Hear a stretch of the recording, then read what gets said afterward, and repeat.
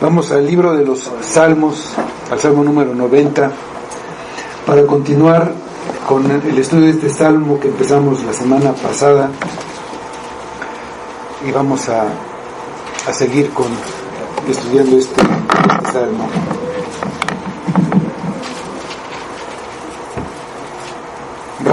Vamos a leerlo completo, empezando.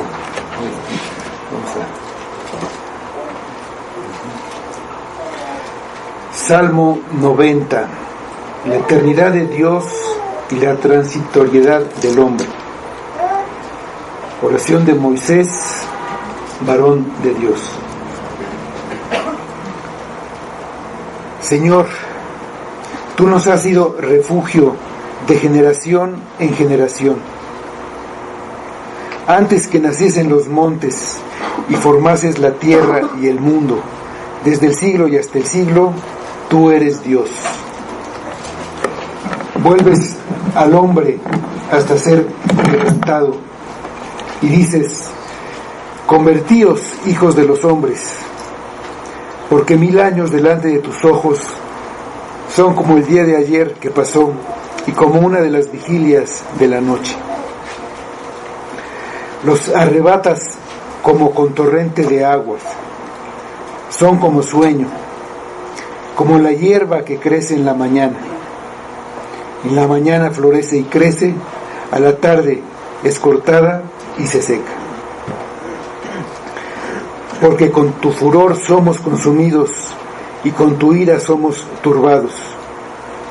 Pusiste nuestras maldades delante de ti, nuestros hierros a la luz de tu rostro. Porque todos nuestros días declinan a causa de tu ira. Acabamos nuestros años como un pensamiento. Los días de nuestra edad son 70 años, y si en los más robustos son 80 años, con todo su fortaleza es molestia y trabajo, porque pronto pasan y volamos. ¿Quién conoce el poder de tu ira y tu indignación según debes ser temido? Enséñanos de tal modo a contar nuestros días, que traigamos al corazón sabiduría. Vuélvete, oh Jehová, ¿hasta cuándo? Y aplácate para con tus siervos. De mañana sácianos de tu misericordia, y cantaremos y nos alegraremos todos nuestros días. Alégranos conforme a los días que nos afligiste y los años en que vivimos el mal. Aparezca en tus siervos tu obra y tu gloria sobre sus hijos. Sea la luz de Jehová nuestro Dios sobre nosotros, y la obra de nuestras manos confirma sobre nosotros.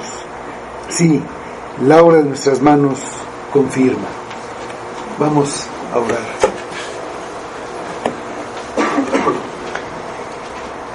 Señor, te damos muchas gracias nuevamente por tu palabra, por lo que tu palabra hace en nosotros, porque tu palabra nos hace conocerte a ti, conocer quién eres, conocer tus bondades, tu misericordia.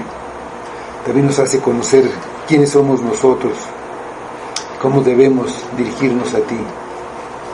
Te damos gracias porque tú la haces viva, porque tú la haces obrar, porque tú haces que por medio de ella te conozcamos. Por medio de ella traes salvación, por medio de ella obras, por medio de tu palabra, Señor, fue creado el universo. Te damos gracias entonces por esta palabra y le pedimos que tú le des poder, que tú obres a través de ella, que cumpla el propósito por el que tú nos las das, por el que tú la envías a la tierra, Señor. Y pedimos que todo sea para tu gloria. Lo pedimos en el nombre de Cristo, tu Hijo. Amén. Esta oración de Moisés, el Salmo 90, esta oración es hecha un salmo para ser cantada y para ser recordada por los israelitas durante su peregrinación a través del desierto. Inicia recordando que Dios ha sido siempre el refugio de su pueblo y lo sigue siendo a través de las generaciones. Después hay una reflexión sobre el poder y la eternidad de Dios. Ya solamente con ver este atributo de Dios, con ver su eternidad, nos damos cuenta de todo su poder y toda su gloria y la gran diferencia que hay con el hombre. El hombre muere y se vuelve polvo. Para Dios el tiempo no cuenta, pero el hombre no puede resistir su paso. Y lo que dura el hombre sobre la tierra es como un suspiro. Y comparada con Dios, con la eternidad de Dios, no es nada. La razón de que así sea es que Dios está enojado con el hombre. Y está enojado porque sus maldades y aún sus pecados ocultos, Dios los puso delante de su rostro, los puso a su vista. Y por causa de su ira se nos va la vida. Y lo que dura es como un pensamiento, que es lo que dice el versículo 9. Vamos al versículo 10 para continuar con lo que hasta donde llegamos la semana pasada. El versículo 10 del Salmo 90 dice: los días de nuestra edad son 70 años, y si en los más robustos son 80 años, con todo, su fortaleza es molestia y trabajo, porque pronto pasan y volamos. Este salmo fue escrito, como veíamos también la semana pasada, porque el pueblo se rebeló contra Dios y no quiso obedecer la orden que les dio de entrar a la tierra prometida y tomar posesión de ella. Ellos habían mandado unos espías para reconocer la tierra, para explorarla, y ellos trajeron un reporte de lo que habían observado ahí en la tierra. Vamos a Números, al libro de Números, capítulo 13. Primero vamos al versículo 23 y luego al 27. El reporte que trajeron es que esta tierra era buena y era fructífera. Dice Números 13, versículo 23. Esto es lo que están haciendo todavía los espías en la tierra que están explorando. Y llegaron hasta el arroyo de Escol, y de allí cortaron un sarmiento con un racimo de uvas, el cual trajeron 2 en un palo, y de las granadas y de los higos. Es el versículo 27. Ya están de regreso con el pueblo, con los israelitas, y les dan este reporte. Y les contaron diciendo: nosotros llegamos a la tierra a la cual nos enviaste, la que ciertamente fluye leche y miel, y este es el fruto de ella. Lo que Dios les daba era muy bueno, era lo mejor para ellos, y tenían prueba de que así era delante de sus ojos. Pero se rebelaron, no quisieron lo que Dios les daba, no quisieron obedecer, quisieron lo que ellos pensaron que era algo todavía mejor. Pensaron que era mejor volver a la esclavitud de Egipto, y despreciaron a Dios. Por eso Dios se enojó con ellos y les impuso un castigo. Su vida duraría cuando más 40 años a partir de ese momento. Todos los mayores de 20 años morirían dentro de los siguientes 40, y ninguno de ellos entraría en la tierra prometida. Solamente Josué y Caleb entraron, porque ellos no se habían rebelado, ellos sí habían creído a Dios. Entonces, en ese peregrinar, todos los días había muchas personas que morían. Estaban viendo el resultado de su pecado en una vida de corta duración. Pero eso fue a partir de ese momento.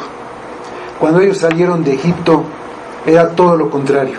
Vamos al Salmo 105, versículo 37, donde se está narrando el poder de Dios al sacarlos. Ellos los enriqueció y todo era muy diferente. Dice el Salmo 105, 37: los sacó con plata y oro, y no hubo entre sus tribus enfermo. Ellos salieron con una salud muy buena, no había ni siquiera enfermos entre ellos. Ahora estaban muriendo día a día, muchos de ellos. Por eso Moisés habla de una vida de cuando mucho 80 años. Los días de Moisés son 70 años y los más fuertes van a llegar a 80. Nosotros no estamos limitados a vivir 40 años más, pero aún sin esta limitación, nuestra vida no será mucho más larga. Y por muy larga que sea, aunque fuera de 1 milenio, no se compara con la eternidad de Dios. Comparado con eso, nuestra vida no es nada. Y conforme va pasando la vida, con la edad, esta vida cada vez es más difícil. Y hacer las cosas cuesta cada vez más trabajo. La fuerza se va acabando.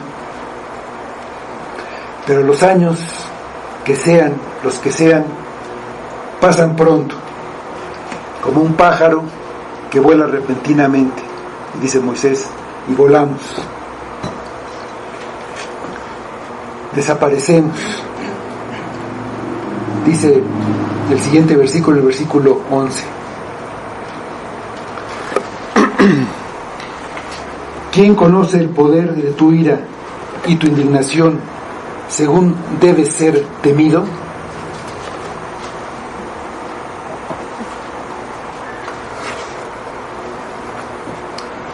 Ver a las personas muriendo a su alrededor, sabiendo que esta situación se debe al pecado y que es una muestra del enojo de Dios, lleva a Moisés a hacer esta pregunta: ¿quién conoce el poder de tu ira? La ira de Dios es la respuesta de Dios que se opone al pecado. Es el enojo que tiene contra los hombres que lo han desobedecido y que se alejan. Es el celo que tiene por su justicia y que aplica cuando ya no hay una corrección posible. Entonces da un pago perfectamente justo al hombre culpable por lo que ha hecho, lo que la justicia estricta exige.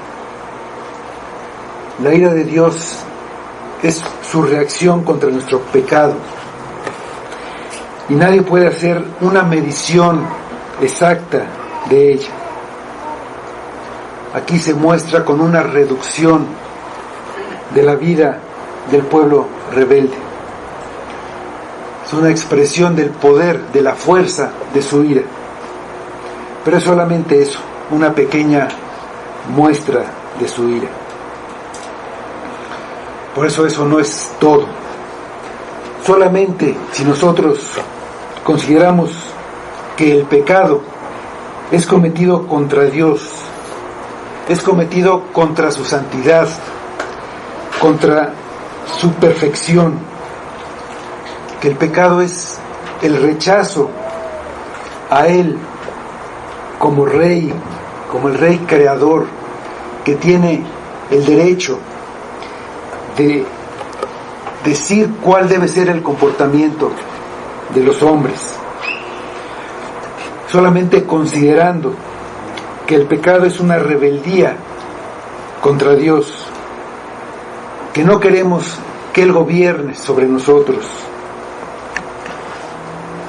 Solamente pensar que el pecado es decirle a Dios que Él no es sabio, que Él no sabe lo que es mejor para nosotros, que hay cosas mejores, que hay otros a quien servir, que hay otros a quien obedecer, que nosotros mismos sabemos lo que nos conviene, que nosotros mismos debemos ser servidos.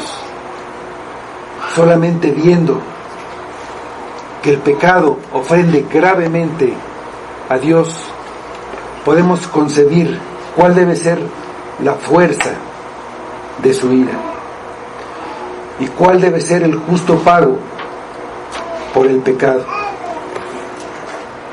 El pecado cometido contra el Dios eterno, perfecto, santo, en estricta justicia, merece un castigo eterno. Dios, como juez justo, no puede hacer otra cosa que dar el pago justo a los que se rebelan contra Él y se rehúsan a obedecerlo. Vamos al libro de Romanos, el epístola a los Romanos, capítulo 2 y versículo 5.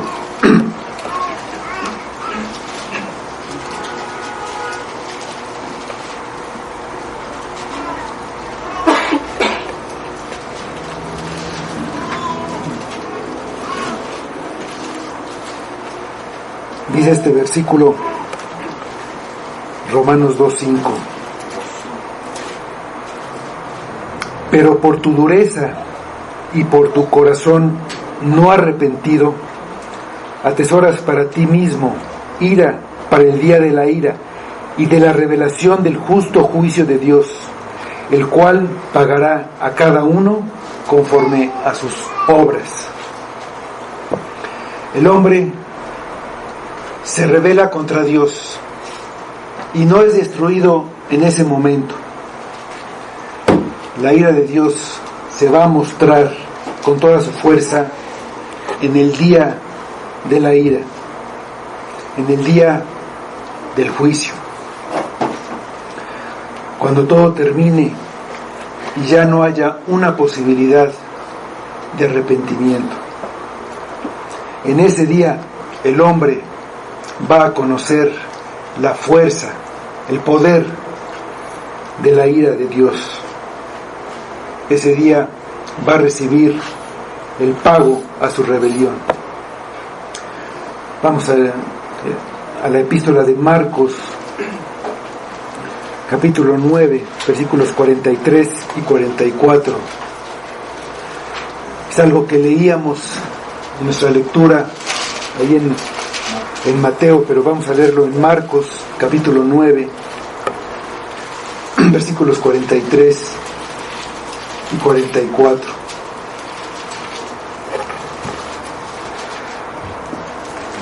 Dicen estos versículos: si tu mano te fuere ocasión de caer, córtala. Mejor te es entrar en la vida manco que teniendo dos manos ir al infierno, al fuego que no puede ser apagado, donde el gusano de ellos no muere y el fuego nunca se apaga. Ahí es donde el hombre va a poder contestar esta pregunta que hace Moisés: ¿cuál es el poder de su ira? En este lugar la justicia será perfecta, pagará a cada uno conforme a sus obras. El castigo que cada uno recibe será exactamente el que merece. Dios es perfectamente justo, aún en su ira. La ira de Dios no es una ira irracional como es la ira del hombre, que es totalmente irracional. La de Dios es santa y justa. Cada quien recibe de acuerdo a lo que hizo.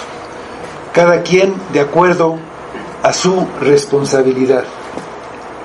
Vamos al Evangelio de Lucas, capítulo 12, versículos 47 y 48.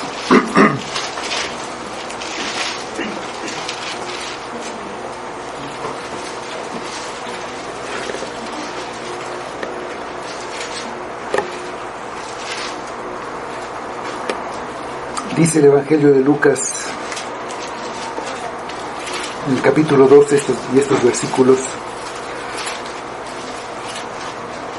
aquel siervo que, conociendo la voluntad de su Señor, no se preparó ni hizo conforme a su voluntad, recibirá muchos azotes. Mas el que sin conocerla hizo cosas dignas de azotes, será azotado poco. Porque a todo aquel a quien se haya dado mucho, mucho se le demandará.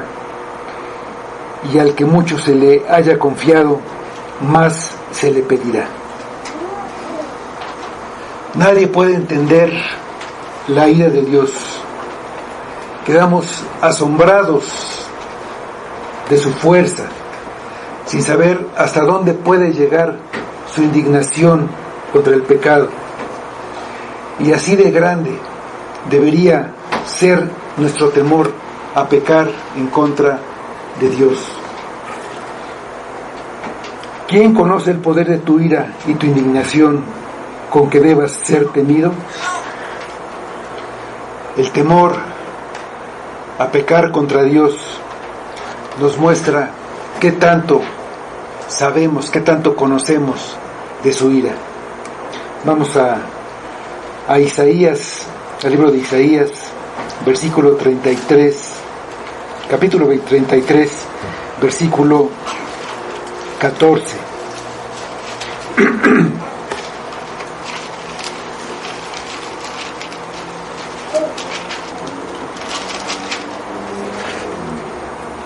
Dice este versículo: los pecadores se asombraron en Sión, espanto sobrecogió a los hipócritas. ¿Quién de nosotros morará con el fuego consumidor? ¿Quién de nosotros habitará con las llamas eternas? Vamos a regresar a nuestro salmo, al versículo 12. Enséñanos de tal modo a contar nuestros días, que traigamos al corazón sabiduría. Este salmo inició diciendo que Dios es nuestro refugio, y después meditando en la eternidad y en la ira de Dios. Hay un reconocimiento del pecado. Dice: pusiste nuestras maldades delante de ti, en el versículo 8. Hay un reconocimiento de que el pecado ha causado el enojo, ha causado la ira de Dios, y que el castigo que están sufriendo, muriendo en el desierto, es por haberse rebelado. Es el resultado de su pecado. Este salmo es una oración, y es una manera en la que el pueblo puede aprender a orar. Nosotros podemos aprender a dirigirnos a Dios también de la misma manera, reconociendo que Él es nuestra única esperanza, nuestro único refugio, reconociendo su grandeza, su eternidad, reconociendo nuestra culpa, y entonces ver nuestra gran necesidad de pedir a Dios su ayuda. Y aquí tenemos la primera petición que hace Moisés en su oración. Lo primero que pide Moisés es sabiduría. Saber mucho, tener mucho conocimiento, no es sabiduría. Ser muy inteligente no es tener sabiduría. Podemos adquirir mucho conocimiento en los libros, en las conferencias, en los seminarios, en la universidad, y no por eso adquirimos sabiduría. En el versículo anterior Moisés nos dice que Dios debe ser temido, y ese es el principio de la sabiduría según la Biblia. Vamos a Proverbios capítulo 1, versículo 7. Hay varias citas a través de toda la Biblia que enseñan esto, pero vamos a verlo aquí en el libro de Proverbios capítulo 1, versículo 7. Dice este versículo: el principio de la sabiduría es el temor de Jehová. Los insensatos desprecian la sabiduría y la enseñanza. Los insensatos desprecian el temor de Dios. El principio de la sabiduría no es el temor a Dios, es el temor de Dios, que es una reverencia y es un temor de ofender a Dios. Y esa reverencia y ese temor nos aparta del pecado. Vemos ahí mismo en el libro de Proverbios, al capítulo 8, versículo 13. Ya vimos, según la Biblia, qué es la sabiduría, el principio de la sabiduría. Ahora vamos a ver qué era el temor de Dios. Y ahora vamos a ver qué es ese temor según también la Biblia. Dice Proverbios 8:13: el temor de Jehová es aborrecer el mal, la soberbia y la arrogancia, el mal camino y la boca perversa aborrezco. Moisés relaciona la sabiduría con pensar en la duración de la vida. Le pide a Dios que nos enseñe a tener en cuenta la brevedad de nuestra vida para que tengamos mayor temor de Dios. El hombre sabe medir el tiempo. Ha desarrollado la manera de medir hasta las millonésimas de segundo. Sabe medir los milenios. Pero sin sabiduría no pone atención al tiempo que todavía tiene. Piensa que lo tiene todo a su disposición. Toma el tiempo, siempre toma en cuenta el tiempo que ya ha vivido. Lleva una cuenta precisa. Siempre sabe cuántos años ha vivido y celebra cada uno que pasa, y no reflexiona en el poco tiempo que le queda, que comparado con la eternidad de Dios, por mucho que sea, no es nada. La realidad del pecado, el resultado del pecado, es el enojo de Dios, y la consecuencia del pecado es la muerte. Y esto provoca la petición de sabiduría de parte de Moisés. La verdadera sabiduría viene de Dios. Lo que viene del hombre, todo lo que pueda venir del hombre, es conocimiento, que muchas veces está equivocado. Por eso Moisés le pide a Dios que Él nos enseñe. Enséñanos, le dice, le pide Moisés a Dios.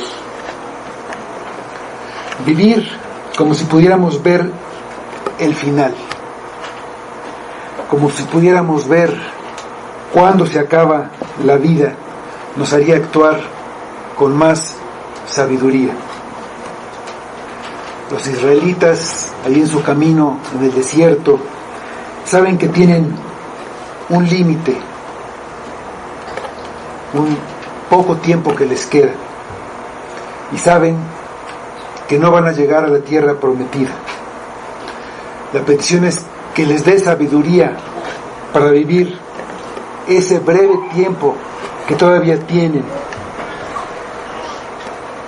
de una manera sabia, a usarlo precisamente para adquirir sabiduría, viendo la eternidad de Dios y la brevedad de su vida debido a la ira de Dios. Pensar en la muerte y en el juicio nos dice que tenemos que tomar nuestra vida en serio, que tenemos que relacionar todo lo que hacemos con Dios y la eternidad. El tiempo que tenemos es tan poco que malgastarlo no es sabio. Tendríamos que aplicar el conocimiento que tenemos a nuestra vida para traer a nuestro corazón sabiduría. No nada más escuchar una predicación y obtener un conocimiento acerca de Cristo, sino aplicarla con sabiduría a nuestra vida, con temor de Dios, considerando que el tiempo se acaba, buscando la sabiduría. Hay que buscar esa sabiduría. Vamos a Proverbios 8:35. Ya vimos que la sabiduría, el principio de la sabiduría es el temor de Dios. Eso es lo que tenemos que buscar en el tiempo que tenemos. Dice Proverbios 8:35, que está hablando precisamente está hablando de la sabiduría. Porque el que me halle, hallará la vida y alcanzará el favor de Jehová. Considerar la brevedad de nuestra vida nos conduce al temor de Dios. Entender nuestra situación y entender nuestra fragilidad nos exige buscar a Dios. Entender eso es una parte de la verdadera sabiduría. Dado el poco tiempo que tenemos por delante, usarlo con sabiduría nos exige que lo usemos con cuidado, que lo usemos bien, no desperdiciarlo en empresas inútiles, vanas, como dedicarlo a obtener riquezas o conocimiento, cosas temporales que al paso del tiempo se destruyen. Todo lo material es temporal. Podemos tener una casa hoy nueva, dentro de 100 años, porque las casas duran, ya se habrá malgastado y desgastado y casi se habrá caído de vieja. Un coche, 20, 25 años, el tiempo también se lo come. Ya no digamos las cosas de la tecnología, una televisión, una computadora, un teléfono, ya en pocos años, 5, 10 años, ya son una reliquia. Dedicar el poco tiempo que tenemos a esas cosas temporales no es algo sabio. Debemos aprovecharlo en conocer a Dios, conocer su voluntad, para no caer en su desagrado. buscar el perdón y la misericordia. Vamos a la epístola a los Efesios, al capítulo 5, versículos 15 a 17.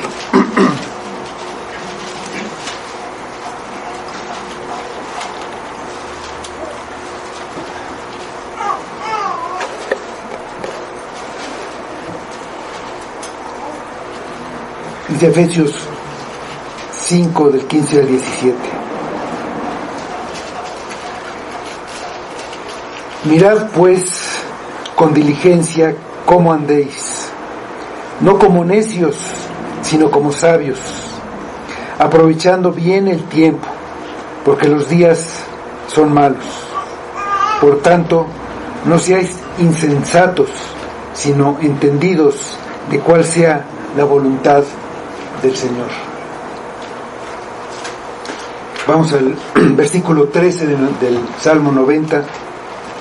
Sigue diciendo así: vuélvete, oh Jehová, ¿hasta cuándo?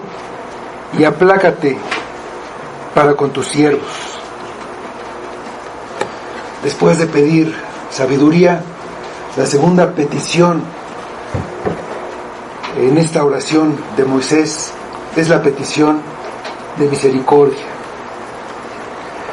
La sabiduría nos lleva a entender el estado tan lamentable en que nos encontramos por el desagrado de Dios hacia nosotros, hacia nuestro pecado. Y nos lleva a ver que lo que necesitamos es misericordia. Moisés dice a Dios: vuélvete, oh Jehová, ¿hasta cuándo? El enojo de Dios ha causado su alejamiento. Y Moisés dice: regresa, oh Dios, reconcíliate con nosotros. ¿Hasta cuándo vas a estar enojado con nosotros? ¿Cuánto tiempo vamos a vernos bajo tu ira?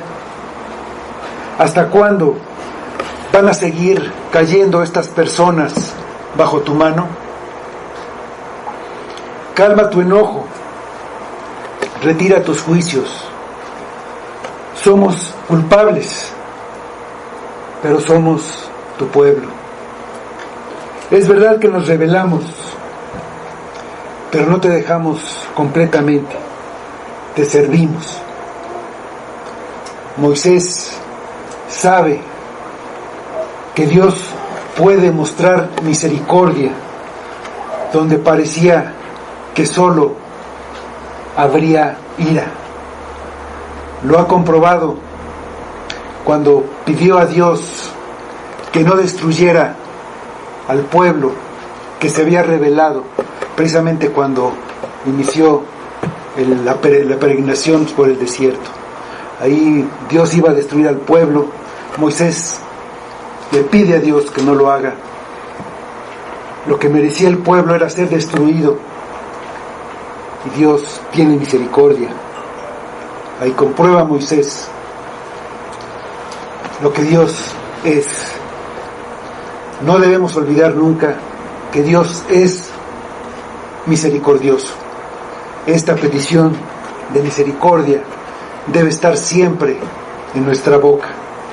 Vamos a Isaías, al libro de Isaías, capítulo 64, versículos 8 y 9.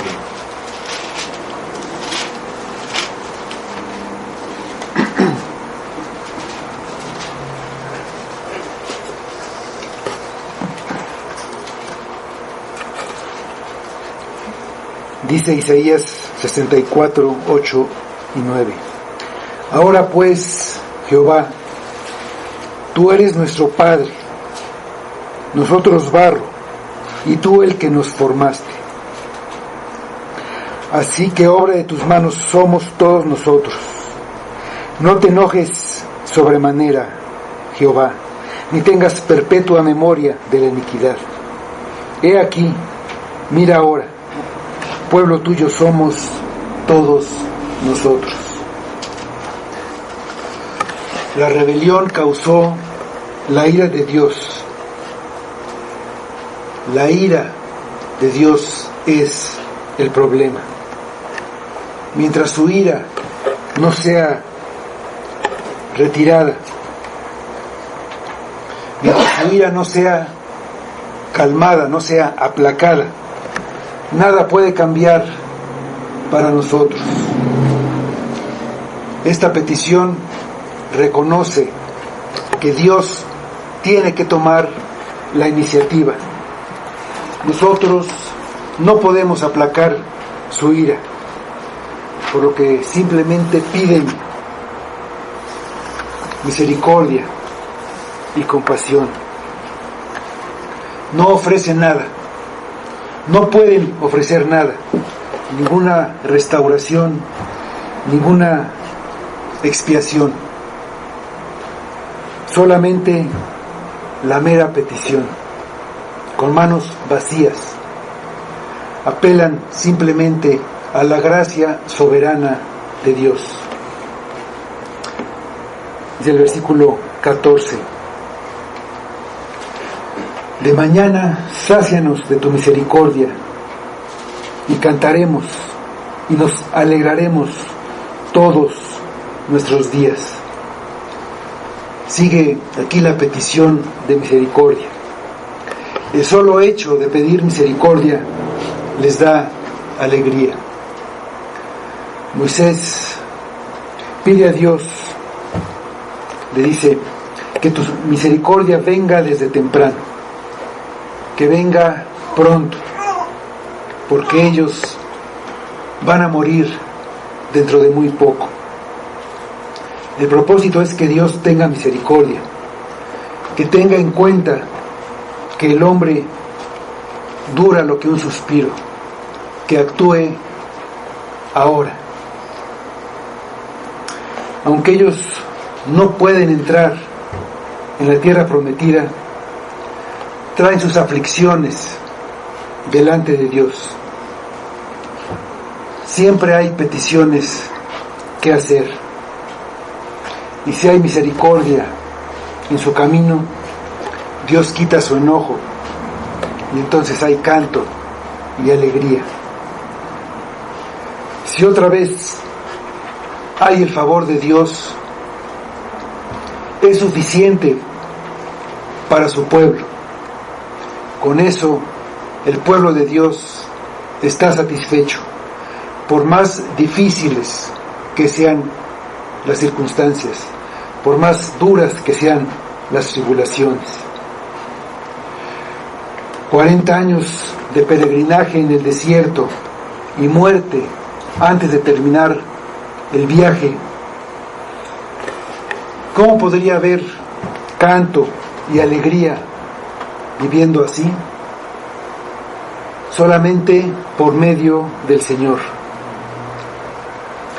Los israelitas salían de sus tiendas temprano cada mañana para recoger el maná que comerían durante todo el día.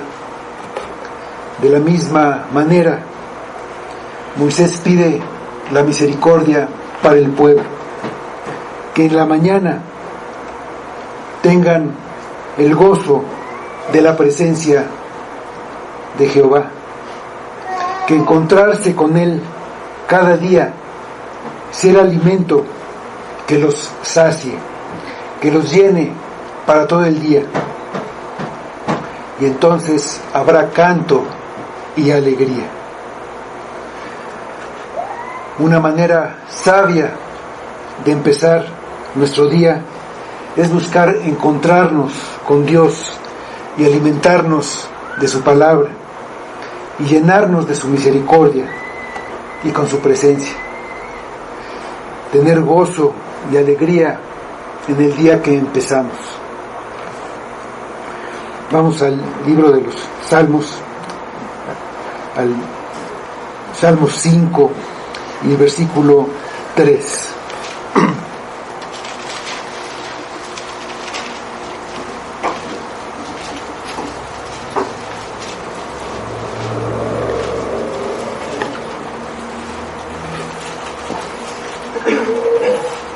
Dice el Salmo 5, versículo 3. Oh Jehová, de mañana oirás mi voz, de mañana me presentaré delante de ti y esperaré. La petición de sabiduría a la vista de la muerte y del juicio, y la petición de misericordia para no seguir sufriendo las consecuencias de la ira, que son precisamente la muerte y el juicio, implican un arrepentimiento, un entendimiento de que el pecado ha hecho enojar a Dios, y eso es lo que ha traído el juicio. El pecado que es aborrecible y que hay que dejarlo para que Dios aparte su ira que está sobre nosotros. Esto es cierto para los israelitas en el desierto, y es cierto para todos los hombres que se han rebelado contra Dios, es decir, para todos los hombres. Dios manda a todos los hombres en todo lugar que se arrepientan. No obedecer este mandato es seguir en rebeldía contra Dios. La responsabilidad que tienes es arrepentirte y creer en el Evangelio. Arrepiéntete. Sabes que has pecado y que estás bajo la ira de Dios. Arrepiéntete porque ya viene el juicio. Deja tu pecado, aléjate de él. Dale la espalda completamente. Entonces, ven a Cristo y cree en Cristo. Confía solamente en Cristo para tu salvación. Él pagó en la cruz por tus pecados, y solamente por fe, solamente creyendo en Él, recibimos el perdón. Vamos al libro de Hechos, capítulo 17, versículos 30 y 31, donde podemos ver que esto lo ha mandado Dios. Esta es la voluntad de Dios, que te arrepientas. Dice estos versículos: pero Dios, habiendo pasado por alto los tiempos de esta ignorancia, ahora manda a todos los hombres en todo lugar que se arrepientan, por cuanto ha establecido un día en el cual juzgará al mundo con justicia por aquel varón a quien designó, dando fe a todos con haberle levantado de los muertos. Vamos a regresar al Salmo 90, al versículo 15.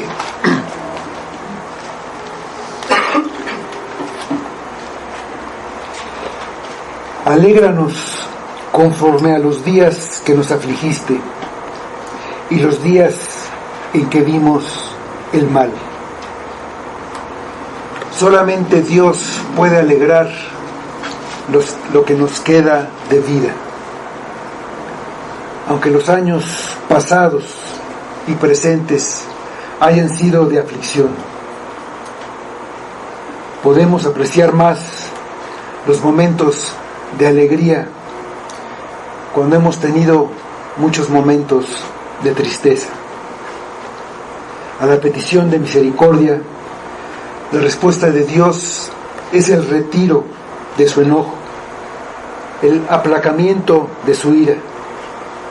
Es una restauración a la condición original, cuando todavía no se causaba el enojo.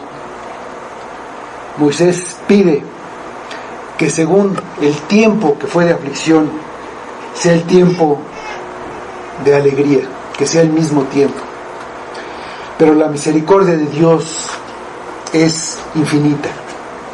El tiempo de tribulación es como nuestra vida, breve, dura lo que un pensamiento. Su misericordia no se va a acabar nunca. Vamos a 2 de Corintios, capítulo 4, versículos 16 a 18.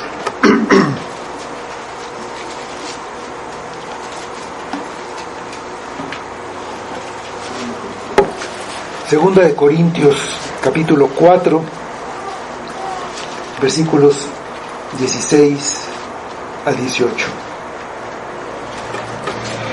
Dice: por tanto, no desmayamos. Antes, aunque nuestro hombre exterior se va desgastando, el interior, no obstante, se renueva de día en día.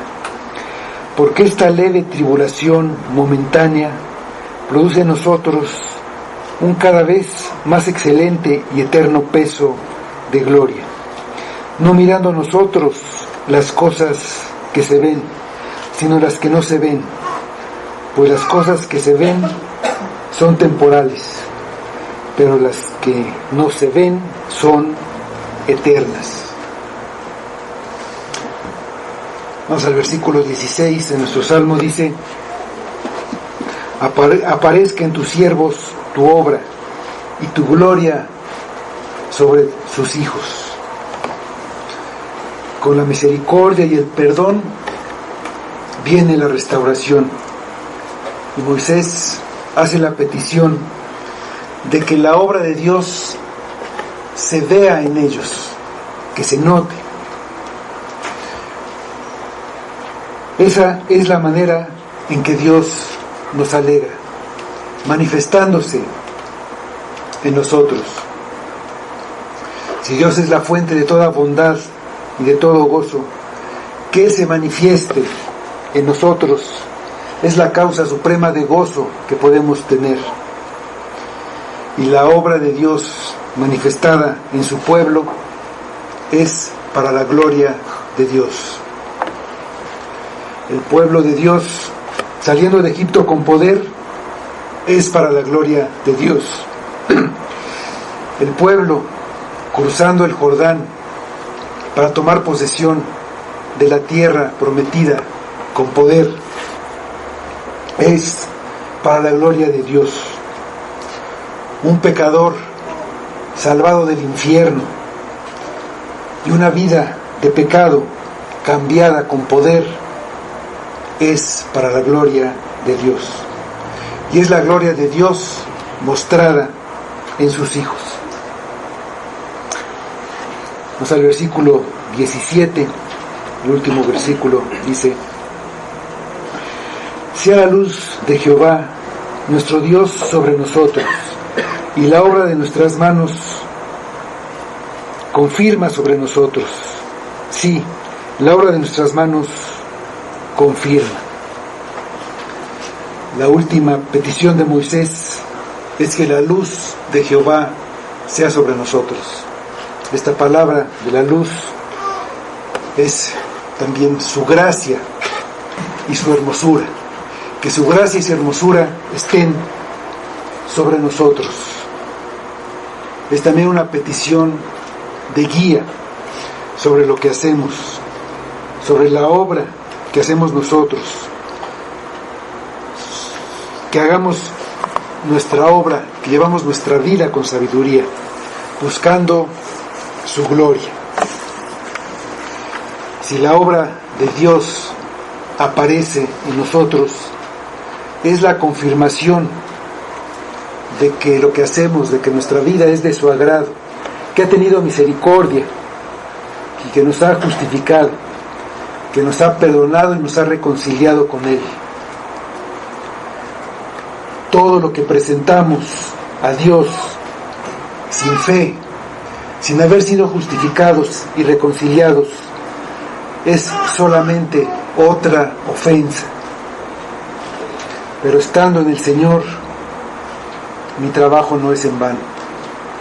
Es decir, en Cristo, mis obras también son aceptadas, aunque las impurezas que quedan deben ser purificadas.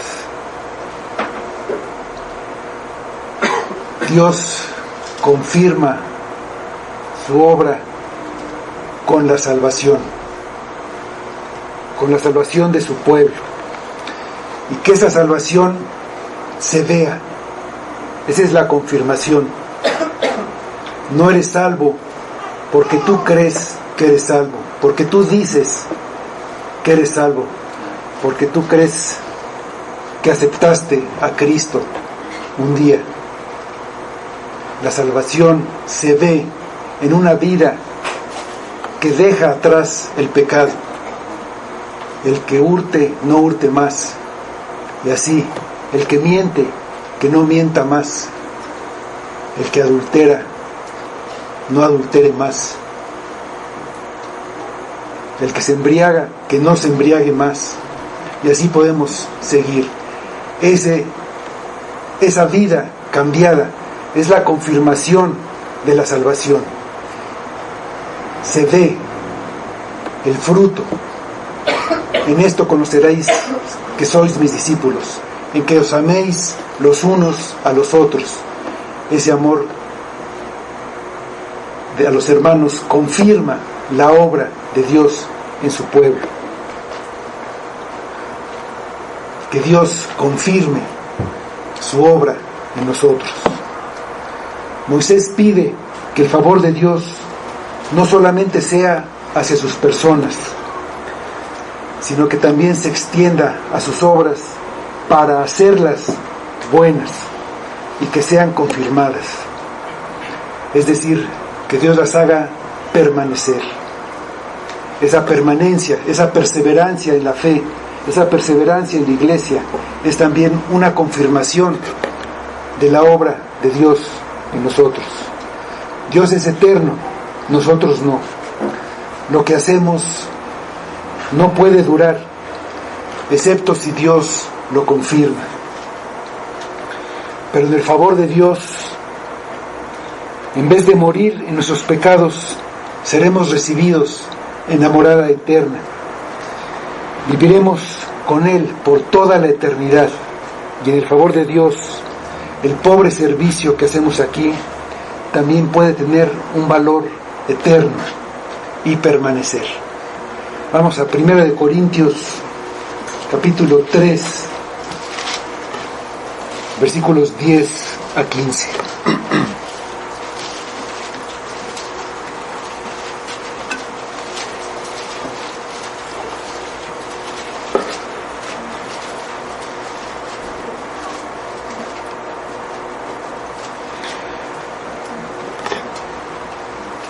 Dicen estos versículos: conforme a la gracia de Dios que me ha sido dada, yo, como perito arquitecto, puse el fundamento y otro edifica, pero cada uno mire cómo sobreedifica, porque nadie puede poner otro fundamento que el que está puesto, el cual es Jesucristo.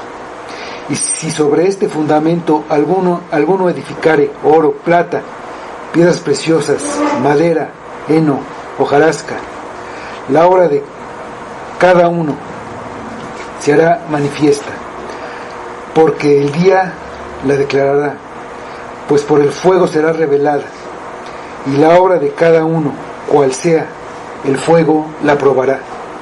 Si permaneciere la obra de alguno que sobreedificó, recibirá recompensa, y si la obra de alguno se quemare, él sufrirá pérdida, si bien él mismo será salvo, aunque así como por fuego.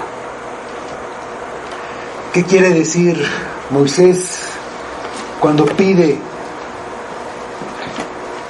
sobre la obra de nuestras manos? Para nosotros, simplemente que no desperdiciemos nuestras vidas, sino que Dios nos guíe y nos bendiga, de manera que lo que hagamos permanezca, que lo que hagamos sea eterno. El que hace la voluntad de Dios permanece para siempre, dice 1 de Juan 2:17. Como Moisés veía a los judíos vagar por el desierto. Sus vidas parecían perdidas e inútiles. Como Moisés era un hombre de Dios, no quería desperdiciar su vida. Quería que fuera para la gloria de Dios. Por eso, ora para que Dios confirme la obra de su pueblo y por medio de su pueblo.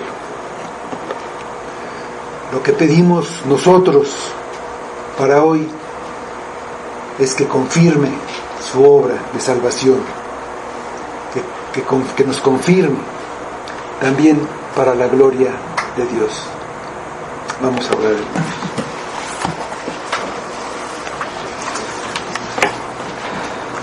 Señor, te damos nuevamente gracias por tu misericordia y te pedimos, así como lo pedía Moisés, que traigas a nuestra vida sabiduría, que traigas temor de ofenderte, temor de rebelarnos, que te busquemos, que busquemos la sabiduría, que busquemos las cosas eternas, las cosas que valen la pena, que no desperdiciemos nuestra vida en cosas que se consumen, en cosas que se deshacen, que en un minuto se hacen viejas, que ya no sirven. Que pongamos nuestros ojos en ti, en la eternidad, en la vida eterna. Obra en nosotros, cambia nuestra mentalidad, en la que podamos abrir nuestros ojos mirando estas cosas, que te podamos apreciar en toda tu eternidad, en toda tu gloria.